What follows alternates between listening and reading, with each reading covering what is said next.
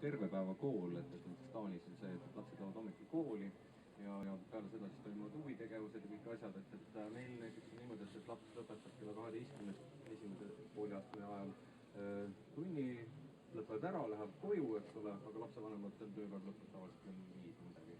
No, ma ei ole aru saanud ka sellest, miks meil nagu 8-st tegelikult üle riigiliselt on nagu paigas see, et lapsed ja tegelikult õpetajad iseenesest ju veel magavad nagu.